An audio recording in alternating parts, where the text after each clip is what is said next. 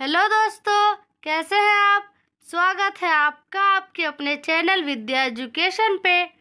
आज हम आपको बताएंगे रामेश्वरम धाम के बारे में, जो प्रभु राम के आराध्य भगवान शिव को समर्पित है।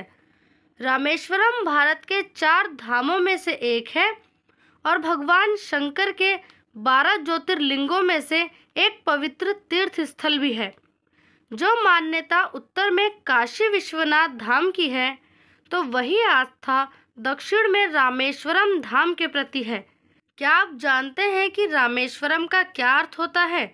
इसका अर्थ है कि जो राम का ईश्वर है वही रामेश्वरम है। रामेश्वरम को स्थानीय भाषा में स्वामी मंदिर के नाम से भी जाना जाता है। रामेश्वरम तमिलनाडु के रामनाथपुरम जिले में एक पंबन नामक द्वीप पर स्थित है। ये एक शंखाकार द्वीप है और ये चारों ओर से हिंद महासागर और बंगाल की खाड़ी से घिरा हुआ है।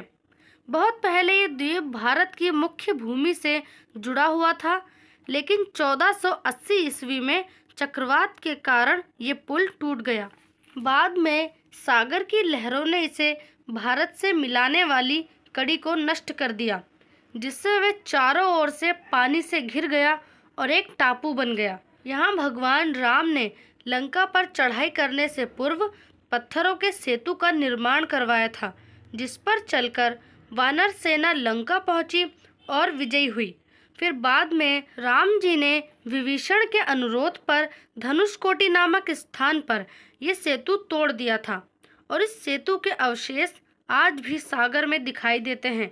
रामेश्वरम का मंदिर भारतीय निर्माण कला व शिल्प कला का अद्भुत स्वरूप है, जो द्रविड़ शैली में बना हुआ है। रामनाथ की मूर्ति की परिक्रमा करने के लिए 3 गलियारे बने हुए हैं। इनमें से तीसरा गलियारा 100 साल पहले बनकर तैयार हो चुका था और ये गलियारा विश्व का सबसे बड़ा गलियारा भी है। इस गलियारे की लंबाई 400 फुट से भी अधिक है। दोनों ओर 5 फुट ऊंचा और करीब 8 फुट चौड़ा चबूतरा बना हुआ है। गलियारे व मंदिर में सैकड़ों खंबे लगे हुए हैं, जो देखने में एक जैसे ही लगते हैं, पर अगर आप पास जाकर देखें तो आपको पता चलेगा कि हर खंबे पर अलग अलग चित्रकारी की गई है। ऐसा माना जाता है कि रामेश्वरम मंदिर बड़े बड़े पत्थरों से बनाया गया था और ये पत्थर नाव के द्वारा श्रीलंका से लाए गए थे। रामनाथपुरम के राजमहल में एक पुराना काला पत्थर रखा हुआ है। ऐसा कहा जाता है कि ये पत्थर भगवान राम ने केवट राज को राज तिलक के समय उनके चिन्ह के रूप में दिया था।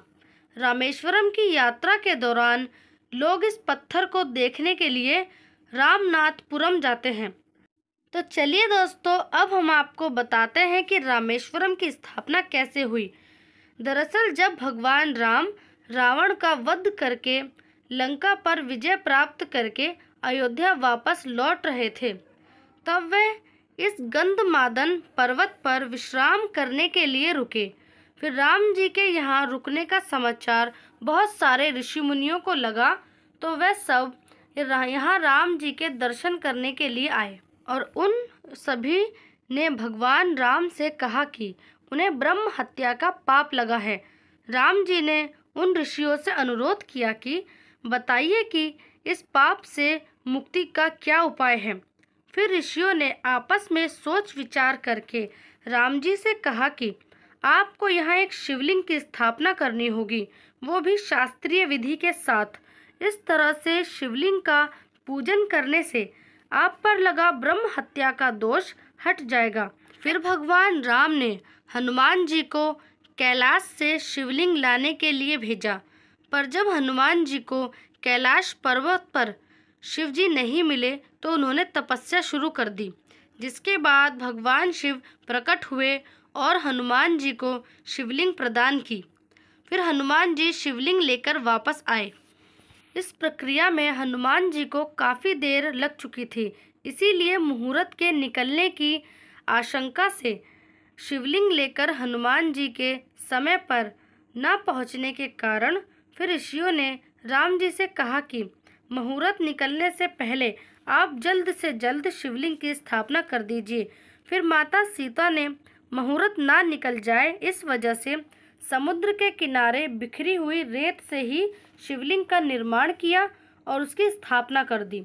जब हनुमान जी आए तो देखा कि शिवलिंग की स्थापना हो चुकी है तो उन्हें बहुत दुख हुआ और वे राम जी के चरणों में गिर गए। फिर राम जी ने बहुत स्नेहपूर्वक शिवलिंग उनके आने से पहले क्यों स्थापित की, इसकी वजह बताई। फिर भी हनुमान जी को पूर्णतः संतुष्टि नहीं हुई। तब राम जी ने हनुमान जी से कहा कि तुम इस शिवलिंग को उखाड़ दो और मैं तुम्हारे द्वारा लाई गई शिवलिंग को उसी जगह स्थापित कर दूंगा। राम जी की बात सुनकर हनुमान जी ने उस शिवलिंग को उखाड़ने का प्रयत्न करने लगे और उसे उखाड़ने के प्रयास में हनुमान जी पूरी तरह लहूलुहान हो गए। वह थोड़ी दूर जाकर गिर गए। तब राम जी ने कहा कि ये शिवलिंग मेरे और सीता के द्वारा स्थापित किया गया है, इसीलिए इसे उखाड़ा नहीं जा सकता।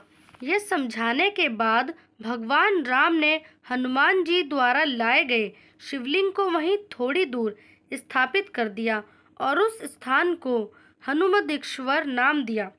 और भगवान राम ने कहा कि मेरे द्वारा स्थापित किए गए ज्योतिर्लिंगों की पूजा करने से पहले उन्हें हनुमान जी द्वारा लाए गए शिवलिंग की पूजा करना आवश्यक होगा, और जो ऐसा नहीं करेगा उसे महादेव के दर्शन का फल प्राप्त नहीं होगा। उसी समय से काले पाषाण से निर्मित हनुमंतेश्वर महादेव का सबसे पहले दर्शन किया जाता है और उसके बाद रामेश्वरम का दर्शन करते हैं। ऐसा माना जाता है कि ये मंदिर मूल रूप से एक छोटी सी फूस की झोपड़ी में एक साधु की देखरेख में था। फिर सदी दर सदी इसकी संरचना होती गई। इसके बाद श्रीलंका के राजा पराक्रम बाहु ने 12वीं सदी में श्री रामनाथ स्वामी और श्री विश्वनाथ श्री विश्व कलश के चारों ओर गर्भगृह का निर्माण करवाया। ऐसा कहा जाता है कि इस मंदिर के गर्भगृह में जो स्थापित लिंगम है उसे स्वयं भगवान ने स्थापित किया था। ये कोई साधारण मंदिर नहीं, ये धर्म और आस्था की मिसाल है। हर साल लाखों की संख्या में भक्त यहाँ आते हैं दर्शन करने के लिए। ऐसी मान्यता है कि जो मनुष्य पवित्र गंगा जल से भक्तिपूर्ण मन से रामेश्वरम में भगवान शिव का अभिषेक करता है अथवा उन्हें स्नान करवाता है तो वह जीवन मरण के चक्र से मुक्त हो जाता है और मोक्ष को प्राप्त करता है। हिंदू मान्यताओं के अनुसार यहाँ कुंड में स्नान करने से पापों से मुक्ति मिल जाती है। यहाँ 24 कुंड हैं और ऐसा कहते हैं कि इन कुंडों का निर्माण स्वयं भगवान राम के तीरों से हुआ है।